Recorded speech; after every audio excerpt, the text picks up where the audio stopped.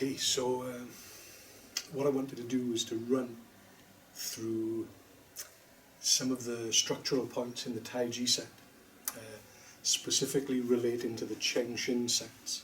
Okay, so I always like to start. One of my favourites is the knees point with the toes. Okay, so I come a little closer here. Whichever way my toes point, okay, I want my knee to point in the same plane as the toes. So from here, if I point my toes out, I want the knee to point in the same plane here. Toes in, knee points in. Okay. What I don't want is, say, for my toes to point this way, and if you watch now, see, as I turn, see my knee is now coming almost towards you. It's going off at a little bit of an angle. Okay. But there's that wrench in the leg, if you can see that. That's not a good place to be. So this kind of thing, not good. Knees are wrenched off the toes. We want the knees to point naturally with the toes. And to do that requires relaxing the hips and pelvis. I'm always telling people in the class, particularly when they first start, or we review this particular point, that when I first started, Peter Ralston, the Cheng Shin founder, we were doing the work up in Swansea University, and I was doing the first move of the Tai Chi set here, and my knee was coming off my toe like it is now. So Peter would walk past, and he'd go here. But when he did that, what it felt like to me was that he was doing this with my leg, wrenching it right out over onto the edge of my foot. I was like, that's not good. But when I looked down, it was perfectly aligned. So I realized that my hips and pelvis, all the musculature, and there's a lot of musculature in and around the pelvis, a lot of it was really tight. And I physically couldn't do that. The harder I tried, not surprisingly, the worse I got. Because I would try and force everything out. Peter would come around here. So it took me a while to stretch everything out. Not only to stretch everything out, but to learn to relax the pelvis and hips as well, so that the legs fall naturally. The knees then will naturally point with the toes, without much ado, and it won't feel so weird. Okay. So the knees with the toes, not coming in, that's always a good point. Hopefully you can see that when I do this, if I was to have someone jump on my shoulders, you just listen for the loud crack as my knees gave way. But here, knees with the toes, that's not a problem, it's nice and strong. It's kind of like the archway in a cathedral or a church. It doesn't tense up, but the natural structure, the design of the structure holds all the weight above it. So if you think of it like that, you can relax your legs and have it catch the weight of your body down into your feet. You allow the structure, as long as it's correctly aligned, your knees with the toes, it'll hold your weight, and it can do so effortlessly. So you can shift and move around with the knees pointing with the toes, which was one of the exercises that Peter used to get us to do, and probably still does. Move around and keep the knees with the toes.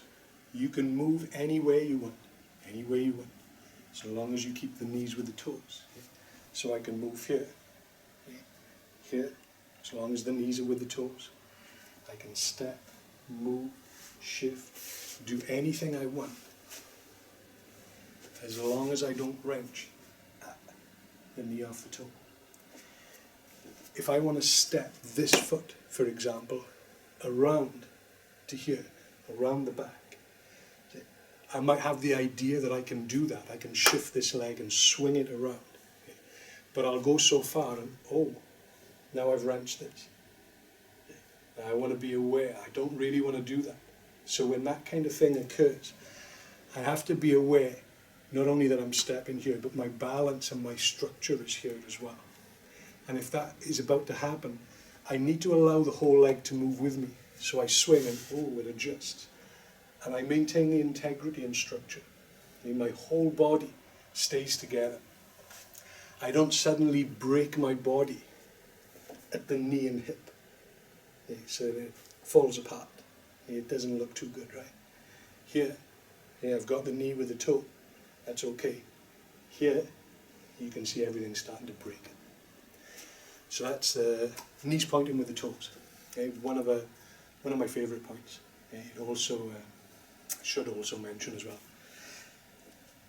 We generally start the Tai Chi set, and many of the exercises, the breathing exercises, will have you sidestepping. Okay, and you'll also want your toes to point straight forward.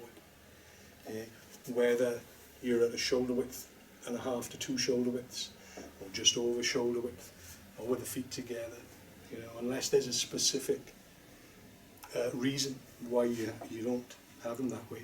Generally, when we're stepping out to the side, the feet are parallel. Okay.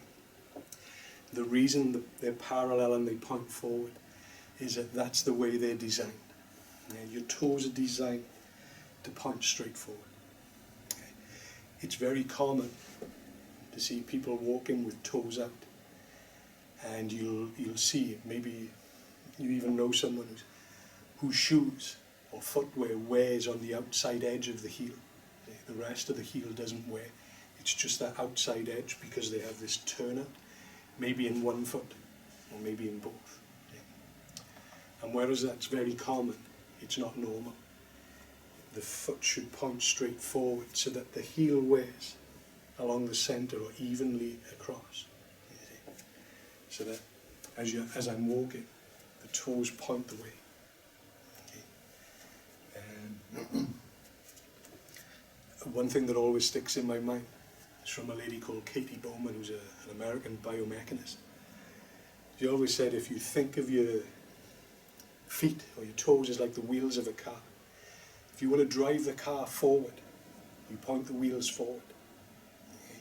If you were to point the wheels this way and try and drive it forward, you can imagine the damage it's going to do to the joints and the axles and all the other mechanical bits and pieces there. It's going to cause an awful lot of wear and tear very quickly. Okay. So we train to keep the toes forward, knees with the toes, unless of course we happen to be stepping off at an angle, in which case we need to be off at the angle, but we still have the knees with the toes.